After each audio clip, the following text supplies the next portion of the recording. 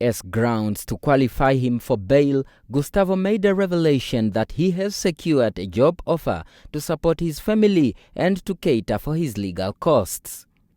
However, when questioned under oath by the prosecution as to whether he has material confirmation of the employment or whether he can disclose the name of the purported new employer, Gustavo declined to disclose the details, saying doing so would not be in the interest and safety of the persons offering him the job. None of these belong to the applicant. He has no assets abroad. So, to try and create that perception, Your Lordship, is misleading. Objection, Your Lordship. What is the legal issue being replied to here? The facts are before the court. The court knows what the facts are. The court will deal with the facts. We will trust the court to deal with the facts. There's a deliberate attempt to create a false picture. That's all I'm saying, my Lord, which is not, does not speak to the evidence that is before you. What I want all legal practitioners appearing before me to be very careful about is, don't point fingers at each other, okay? It have its borders. So let's leave it there. I'm not a zombie.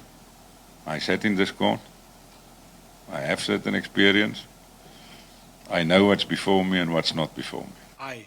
His lawyer argued that the state has failed to present any evidence that shows that if bail is granted, it will prejudice any public interest, and cautioned that public expectations should not be confused as constituting public interest.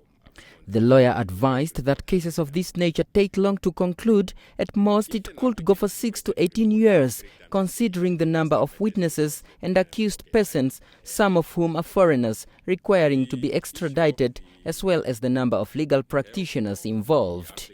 Expecting his client to sit for so long, he says, is an injustice. During cross-examination earlier, Gustavo told the court that he was willing to subject himself to any condition to protect the interest of the court and justice, including wearing a GPS bracelet to track his whereabouts. But State Prosecutor Clive Litubezi opposed the granting of bail, saying it is not only a matter of public interest in Namibia, but of international interest. He said evidence available indicates that a crime worth $317 million of public resources plundered by a syndicate of a few, including ministers, who were entrusted to protect public wealth for public good. If released while his co-accused remain in custody, Litubezi says Gustavo will continue to work on behalf and in the interest of the syndicate. Litubezi says Gustavo proved to be unreliable as he lied under oath on numerous occasions, including saying he was born in Lubango, Angola, in a sworn statement, while during cross-examination he produced an ID showing he was born in Namibia.